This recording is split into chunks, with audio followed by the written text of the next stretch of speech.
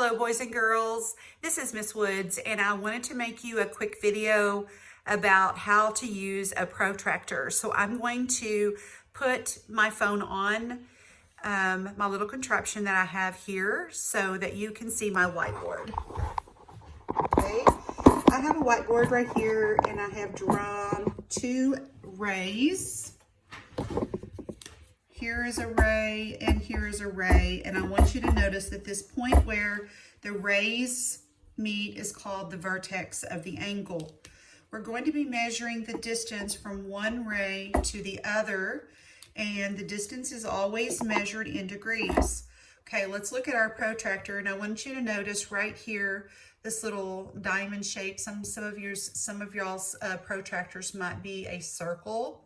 Okay, you're going to line the vertex up right here where that little circle is. Let me show you how to do that. Okay, so where my vertex is, I'm lining that up, and I'm also lining up the bottom row of my protractor with this bottom ray.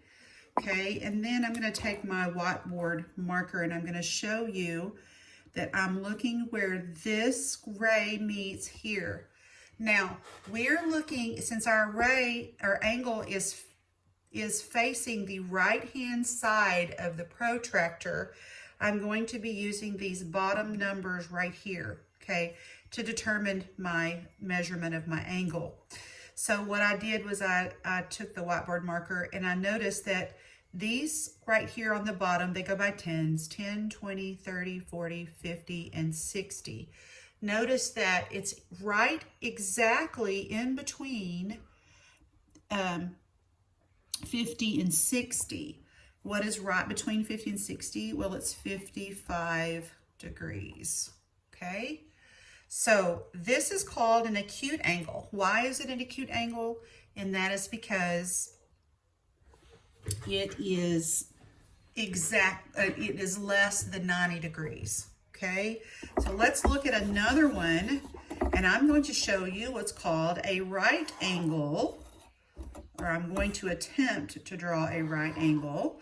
Sometimes you'll see this little box here, and that means it's a right angle. We're going to test it. Here's our vertex where those two meet. So again, I'm going to line up that little circle there with my vertex, making sure that I'm not lined up like this. I want to be lined up like this, where it is exactly lined up with the bottom ray down here. And then I'm going to see where it crosses right here, and it is exactly at 90 degrees. So that angle from here to here, the measurement is 90 degrees. That is called a right triangle, a right angle. Okay, I'm going to do another angle, and it's going to be greater than 90. And the reason why I know is because this is 90, this is less than 90, so this is greater than 90. Is called an obtuse angle. Here's our vertex, got two rays there, and I'm measuring the distance from this ray to this ray in degrees. So the first thing that I'm going to do is I'm going to line up my little circle here with my vertex, making sure that the bottom of my protractor is lined up correctly. And remember, when you're talking about an angle on the right side of the protractor, you're going to be using these bottom numbers down here. So I'm going to see where that angle is, and it is, I'm going to turn this a little bit so you can see it. It is right in between 110 and 120. So that's going to be 115 degrees. Okay, now what happens if your angle opens to the left? Well, we're going to talk about that too and see what we need to do. The first thing we're going to do is see where our vertex is, and we're going to line it up. This time we're going to put the vertex, the little circle above the vertex, and line up that bottom ray there, okay, and then draw our line to here.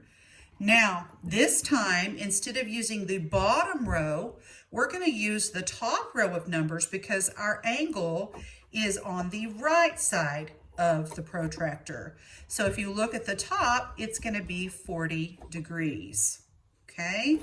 Now notice what happens when I do have an angle that is opening to the right of the protractor, but it is greater than 90 degrees. You're going to do the same thing. You're going to line up your little circle there where your vertex is and lining up your bottom ray down here.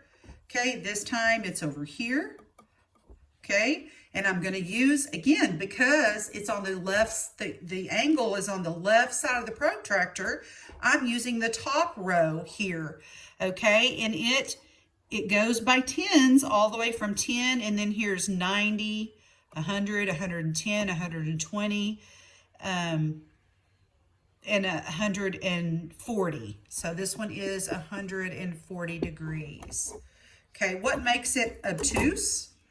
It's because it's greater than 90 degrees, but it's less than 180. 180 is actually a straight line. If you put your protractor on here and you go from here to here, then it's 180 degrees. It's half of a circle.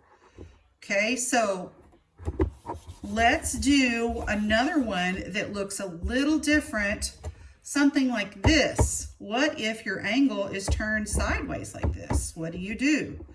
Well, there's a couple different ways you can do it, okay? The first thing you have to do is you have to line your little circle up with that vertex.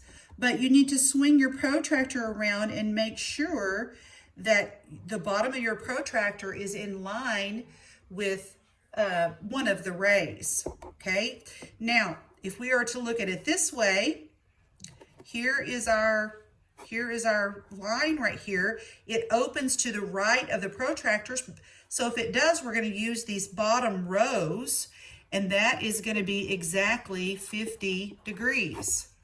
Okay, we could swing this around just like this, and we could test it.